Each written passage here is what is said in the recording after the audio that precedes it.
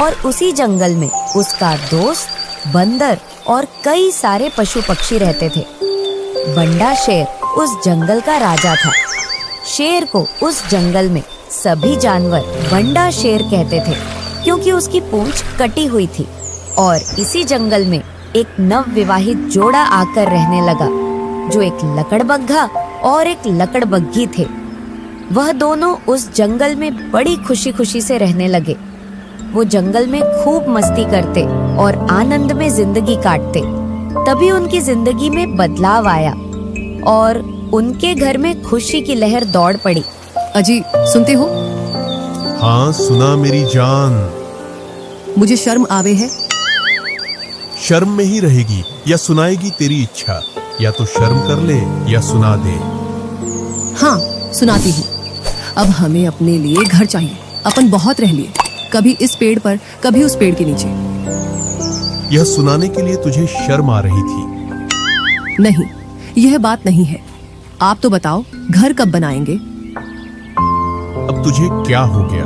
पहले तो तू खूब जंगल के पेड़ों में रहना चाहती थी, अब क्यों घर की जिद पकड़ ली? अब हमें घर चाहिए, क्योंकि हम दोनों तो पेड़ों पर रहकर जिंदगी काट रहे हैं। लेकिन अब अपना परिवार बड़ा होने वाला है। अब तू अपने घर वालों को भी यही लाना चाहती है क्या? जैसे तैसे कुछ शिकार कर पाता हूँ, जिससे दोनों का खाना हो पाता है। इतनों के लिए खाने की व्यवस्था मुझसे नहीं हो पाएगी। आपको ना मेरे परिवार वाले ही दिखते हैं। वह इतने कमजोर नहीं है कि अपने लिए शिकार न कर पाए। मैं तो इसलिए बोल रही हूँ, अपने घर में जल्द ही नन्हे मेहमान आने वाले हैं। ये तो बड़ी खुशी की बात है। इसका मतलब है तू माँ और मैं पापा बनूंगा। हाँ, यही तो बोल रही थी आपसे। सीधा सीधा बोलती, इतना क्यों घुमाया बात को? ये तो बड़ी खुशी की बात है। मैं सुबह ही जल्दी पास के गांव में जाकर घर या जगह देख कर आता हूँ और अपना नया घर बनाएंगे। दोनों रात में मस्त पेड़ के नीचे सोते हैं।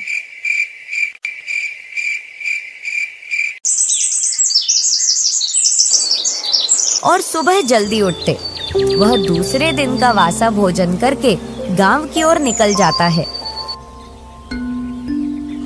अरे वाह, ये गांव तो बड़ा सुंदर दिख रहा है। यहाँ के लोग भी बड़े शांत भाव के हैं। और वह धीरे धीरे गांव के पास पहुंच जाता है और उसे गांव की शुरुआत में गड्ढे और बड़ी बड़ी लकड़ियों के ढेर दिखते हैं। वह धीरे धीरे आगे बढ़ता है। अरे नहीं, ये कुत्ते तो मुझे गांव में घुसने नहीं देंगे। मैं ना इनसे चोरी छुपे निकल जाता हूँ। लेकिन एक कुत्ते की नजर उस पर पड़ जाती है और वह अपने साथियों को बता देता है, देखो, लकड़बग्घा अपनी बस्ती में घूम रहा है। पकड़ो साले को, और इसका वो हाल करना है कि अगली बार ये गांव में आने की सोचे भी नहीं। भौं भौं करके वह उसको पकड़ने को दौड़ते हैं। अरे नहीं, ये तो मेरी तरफ आ रहे हैं। ये एक दो भी नहीं जिनसे मैं लड़ सकूं। इनका तो पूरा ग्रुप आ रहा है। मेरी तो यहाँ से भागने में ही भलाई है। जैसे ही उसने भागने की कोशिश की तो एक कुत्ते ने उस पर झपट्टा मार दिया और सभी ने उसको पकड़ लिया। बग्गा कहीं भागता तो कहीं गिरता उठता, जैसे तैसे जान बचाकर भाग निकला। अरे राम, आज तो जान बच गई, नहीं तो कुत्तों का भोजन बन गया होता। चलो, जान बची, लाख उपाय। वह धीरे धीरे जंगल में पहुंचा और अपनी धर्म पत्नी को एक कागज दे दिया और बोला, यह ले घर की रजिस्ट्री के कागज। इसमें तो जगह जगह खून लग रहा है और आप भी घायल अवस्था में हैं और आपके जगह जगह घाव हैं। कुछ ना पूछ, भाग्यवान। आज तो तेरा सुहाग निपट गया होता, कुत्तों का भोजन बन गया होता। आप तो गांव में घर देखने गए थे, कुत्तों से दोस्ती करने नहीं। अब क्या ही बोलूं, हमारे पूर्वजों ने उन्हें जंगल से खदेड़कर भगा दिया था और तभी से वे हमारे कट्टर दुश्मन हैं। हाँ, अब कुछ ना पूछ भाग्यवान, बहुत जोर का दर्द हो रहा है। जल्दी से कुछ लगा जिससे मेरा दर्द कम हो जाए। पत्तियों का लेप लगाती हूँ। घर देखने के लिए गए थे, कुत्तों से मार खाकर आ गए और अपने आप को बाहुबली बताते थे। लकड़बग्घा मन ही मन सोचता है, मुझे अच्छा होने दे, फिर मिलाकर लाता हूँ। फिर देखता हूँ तुझे। इस जंगल में रहते रहते बहुत दिन हो गए, चलो कहीं घूम कर आते हैं। वह अपनी गुफा से निकलता है और दूसरे जंगल में घूमने चला जाता है।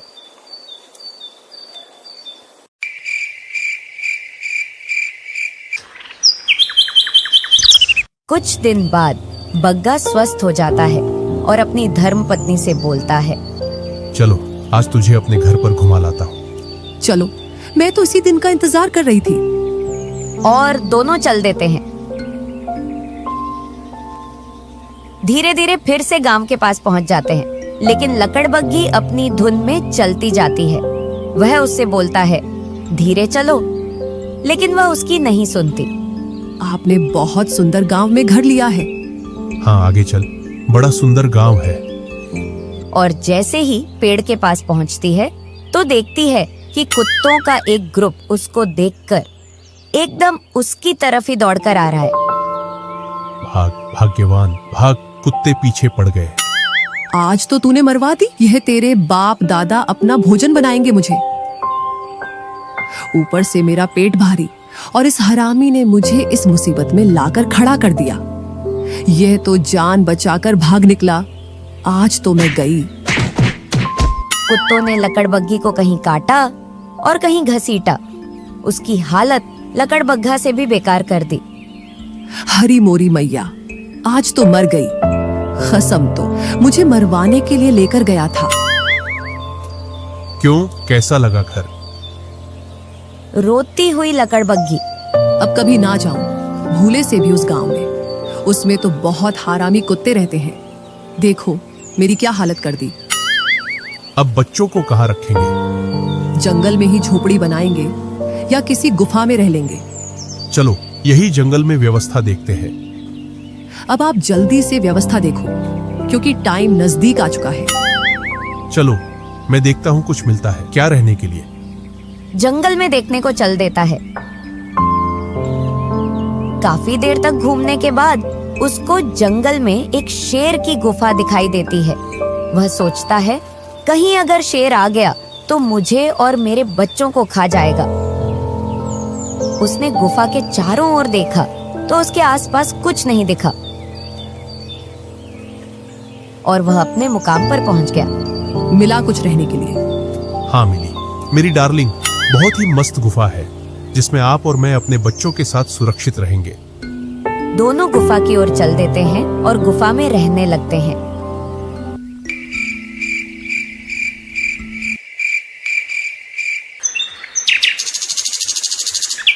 कुछ दिनों के बाद लकड़बग्घी के 4 बच्चे होते हैं।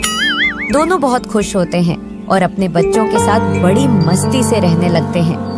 अब अपना परिवार बस गया है, अब हम आजादी से रह सकते हैं। इधर शेर दूसरे जंगलों में घूम रहा है और अपने मित्रों से मिल रहा है। खूब घूम लिया, अब अपने निवास पर चलता हूँ। इधर लकड़बग्घा को पक्षियों की चहचहाट और जानवरों की भागदौड़ सुनाई देती है। कुछ जानवर बोल रहे हैं, भागो भागो, बंडा शेर आया। चलो इस पेड़ पर चढ़कर देखता हूँ कि किधर आ रहा है। अरे नहीं, ये तो इधर ही आ रहा है। सुनती हो भाग्यवान, तुम और अपने बच्चों को गुफा में ही रखना, बाहर मत निकलना। इधर शेर अपनी गुफा में आ रहा है। अब क्या करेंगे? अब कहाँ रहेंगे? आज शेर डर गया।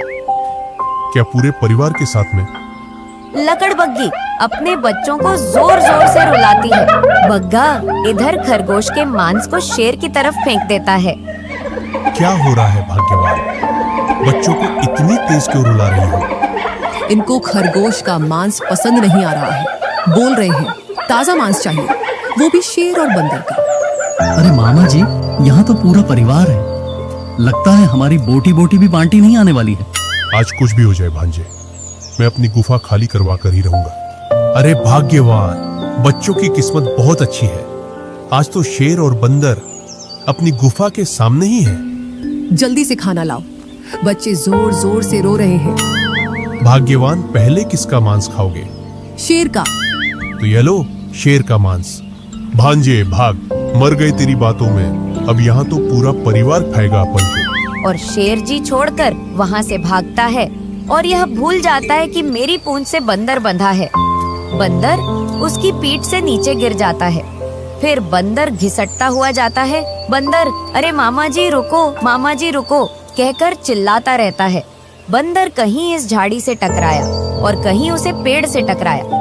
बंदर की हालत बहुत गंभीर हो गई, लेकिन शेर का ध्यान उस पर बिल्कुल भी नहीं गया और वह घिसटता हुआ जा रहा है। आज बब्बर शेर का नाश्ता बन जाता, वही अच्छा था। एक बार में जान चली जाती, इसने तो मुझे पूरा छील दिया। शेर बहुत दूर जाकर रुकता है और दम लेता है और बोलता है, आज बंदर के चक्कर में मर गए होते। इतने में उसको बंदर का ध्यान आता है। वह अपने चारों ओर देखता है, बंदर नहीं दिखता। लगता है बंदर का शिकार कर लिया बब्बर ने। अरे मामा जी, शिकार उसने नहीं, आपने किया मेरा। अरे भांजे, तेरी ये हालत कैसे हुई? मामा जी इतने भोले भी ना बनो। चिल्ला चिल्ला कर परेशान हो गया, लेकिन आपको तो मेरा ख्याल भी नहीं आया। मुझे माफ करना, मैं अपनी जान बचाने के चक्कर में तुझे भूल गया। सभी को अपनी जान प्यारी है, दूसरों की थोड़ी। हाँ भांजे, अब चलता हूँ। तू इस जंगल में रह, मेरा तो जंगल छिन गया। मैं और कहीं अपनी व्यवस्था देखता हूँ। हाँ ठीक है, लेकिन मामा जी आप डरपोक हो। न तो आपने उसको देखा और न ही उसको सामने आने दिया। उसने झाड़ियां क्या हिलाई, आप वहां से भाग आए। हाँ ये तो सच है। दोनों बार उसके पास गया और दोनों बार उसने झाड़ियों का सहारा लिया, लेकिन वो मेरे सामने नहीं आया। अब आप अपने आगे की व्यवस्था देख लेना, मैं तो चला। और बंदर वहां से चला जाता है। शेर कुछ देर के लिए सोच विचार करता है और निर्णय लेता है, क्यों ना अपने मित्रों से मदद ली जाए। और वह अपने सभी शेर मित्रों को आमंत्रण भेजता है, साथ में अपना संदेश भी भेजता है। मुझे ऐसा लग रहा है शेर शांत नहीं बैठेगा, वह जरूर वापस आएगा। अब हमको नई जगह देखनी पड़ेगी। हाँ, कब तक डर के रहेंगे? इधर लकड़बग्घा को सामने ही एक बड़ा खजूर का पेड़ दिखता है और वह बोलता है, सुनती हो, कुछ दिन इस पेड़ के ऊपर रहकर देखते हैं शेर आता है या नहीं। हाँ। दोनों उस पर व्यवस्था जमा लेते हैं। इधर शेर के सभी मित्र एकत्रित हो जाते हैं और बंडा शेर की मदद करने आ जाते हैं और सभी गुफा की ओर आगे बढ़ते हैं। खजूर के पेड़ से लकड़बग्घा और लकड़बग्घी देखते हैं कि आज एक नहीं बल्कि बहुत सारे शेर आ रहे हैं। आज तो हम इनके आगे चटनी के बराबर भी नहीं थे। हाँ, भाग्यवान। लेकिन इन्होंने अगर हमें खजूर पर देख लिया तो आने देते हैं, फिर देखते हैं। इधर शेर और शेर के मित्र गुफा के चारों ओर देखते हैं, उनको कुछ नहीं दिखाई देता। तभी एक शेर की निगाह ऊपर खजूर के पेड़ पर पड़ती है और वह बोलता है, वो सामने के पेड़ पर रह रहे हैं। फिर सभी शेर बारी बारी से खजूर पर चढ़ने की कोशिश करते हैं, लेकिन चढ़ नहीं पाते। तभी वे एक सलाह बनाते हैं, एक के ऊपर एक चढ़कर वहां देखा जाए आखिर है कौन, और उसको नीचे गिराकर यहीं खत्म कर देंगे। बंडा शेर नीचे ही नीचे खड़ा होता है। फिर सभी शेर एक के ऊपर एक चढ़कर खड़े हो जाते हैं और वह ऊपर तक नहीं पहुंच पाते। एक शेर की कमी रह जाती है। ऊपर वाला शेर सभी से बोलता है, सभी मजबूती से खड़े हो जाना, मैं छलांग मारूंगा। इतना सुनकर लकड़बग्घा को लगता है आज तो मर गए।